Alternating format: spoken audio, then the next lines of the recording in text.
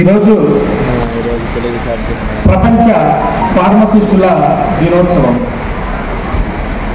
ముందుగా ఫార్మసీ గురువులైనటువంటి ఇక్కడ ఆశీనులైనటువంటి ప్రతి ఒక్కరికి పేరు పేరున, అదేవిధంగా ఔషధ నియంత్రణ శాఖ అధికారులకు, అదేవిధంగా ముఖ్యంగా ఫార్మసీ విద్యార్థులకు, బడింగ్ ఫార్మసిస్ట్ అందరికీ కూడా ప్రపంచ ఫార్మసిస్టుల దినోత్సవం శుభాకాంక్షలు తెలియజేసుకుంటున్నాను.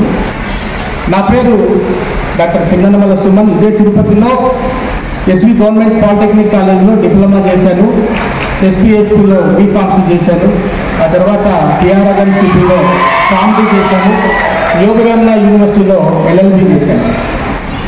ఈరోజు ఫార్మసిస్టుల దినోత్సవం అది నేషనల్ కానీ ఇంటర్నేషనల్ కానీ వరల్డ్ కానీ ఏదైనా కానీ మనం ఎందుకు జరుపుకోవాలి, ఎందుకు జరుపుతున్నారు ప్రపంచవ్యాప్తంగా అని ప్రతి ఒక్కరూ తెలుసుకోవాల్సినటువంటి అవసరం ఎంతైనా ఉంది.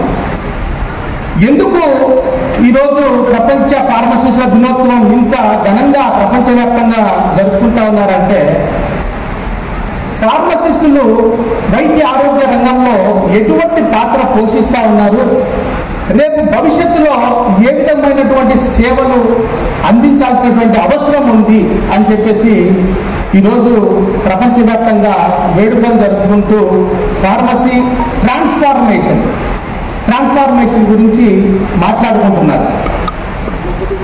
మన భారతదేశంలో చూసుకుంటే ఒక 5-6 దశాబ్దాల క్రితం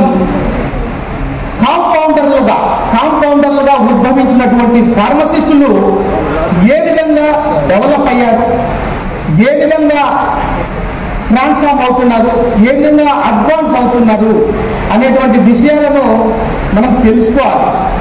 కాంపౌండర్లుగా అంటే ఒక 5-6 దశాబ్దాల క్రితం ఒక డెఫినెట్ క్వాలిఫికేషన్ అంటూ ఏది లేదు ఫార్మసిస్టులకి. ఒక 10th క్లాస్ మినిమం క్వాలిఫికేషన్తో ఫార్మసీ ప్రొఫెషన్లోకి వచ్చి కాంపౌండర్లుగా ప్రజలకు సేవలు అందించారు. ఆనాటి కాలంలో ఫార్మసిస్టులు ప్రజలకు ఎంతో దగ్గరగా ఉండి ప్రజలకు సేవలు అందించారు. ఎందుకంటే ఆనాటి కాలంలో మెడిసిన్స్ రెడీమేడ్గా ఉండేటివి కాదు.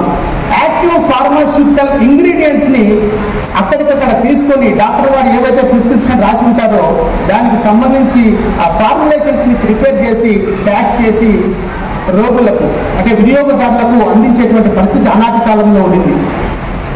రాను కాలక్రమేణా సైన్స్ అండ్ టెక్నాలజీ డెవలప్ అవుతూ ఈ ఫార్మసిస్టులు అడ్వాన్స్ అవుతూ ఒక డెఫినెట్ క్వాలిఫికేషన్ తీసుకొచ్చి ఫార్మసీ యాక్ట్ 1948 ద్వారా ఒక ఇంటర్మీడియట్ మినిమం క్వాలిఫికేషన్ ఉండాలి ఫార్మసీ అవ్వాలంటే అని చెప్పి కాంపౌండర్లను కెమిస్ట్ అండ్ డ్రగ్గిస్టులుగా గుర్తిస్తూ ఒక ట్రాన్స్ఫార్మేషన్ తీసుకొచ్చారు. కెమిస్టులు డ్రగ్గిస్టులు అంటే ఏంటంటే, ఆనాటి ఫార్మసిస్టులు యాక్టివ్ ఫార్మాస్యూటికల్ ఇంగ్రీడియంట్స్ని హ్యాండిల్ చేసేవారు, అదేవిధంగా ఫార్ములేషన్ కూడా వాళ్ళే చేసేవారు. ఈ సైన్స్ అండ్ టెక్నాలజీ ఎప్పుడైతే డెవలప్ అవుతూ వచ్చిందో చాలామంది కూడా కెమిస్ట్రీ, ఆర్గానిక్ కెమిస్ట్రీ కానీ, ఇనార్గానిక్ కెమిస్ట్రీ కానీ, మెడిసినల్ కెమిస్ట్రీ కానీ ఇలాంటి కోర్సులు ఆనాటి కాలంలో చదివి కొంతమంది యాక్టివ్ ఫార్మాస్యూటికల్ ఇంగ్రీడియంట్స్ తయారు చేసేటువంటి ఇండస్ట్రీ సైడ్ వెళ్ళిపోయారు. కొంతమంది ఫార్మసిస్టులుగా తర్వాత బి ఫార్మసీ, ఆ తర్వాత ఎం ఫార్మసీ వంటి కోర్సులు వచ్చి అకాడమిక్ ఫార్మసిస్టులుగా, కమ్యూనిటీ ఫార్మసిస్టులుగా, హాస్పిటల్ ఫార్మసిస్టులుగా, ఇప్పుడు చూస్తే క్లినికల్ ఫార్మసిస్టులుగా ఇలా ట్రాన్స్ఫార్మ్ అవుతూ వస్తున్నారు. ఈ మధ్య కాలంలో ఏమైందంటే, ఇండస్ట్రీ ఎప్పుడైతే మనకు బాగా డెవలప్ అయిందో ఆ పీరియడ్లో ఫార్మసిస్టుకు రోగులకు మధ్య అవినాభావ సంబంధం దెబ్బతినింది. ఒకప్పుడు అనేవాళ్ళు pharmacist is a bridge between patient and doctor అనేవాళ్ళు. కానీ ఆ ఇండస్ట్రియల్ డెవలప్మెంట్ పీరియడ్ ఏదైతే ఉందో ఆ కాలంలో ఫార్మసిస్టులు ప్రజలకు అందుబాటులో లేకుండా పోయినారు. ఇదే టైంలో క్వాకరీ ఎంటర్ అయింది. అదే మన ఔషధ నియంత్రణ శాఖ అధికారులు కూడా చెప్పింది. ల్యాక్ ఆఫ్ ఫార్మసిస్ట్, మెడికల్ షాపులో చూస్తే ఫార్మసిస్టులు లేరు.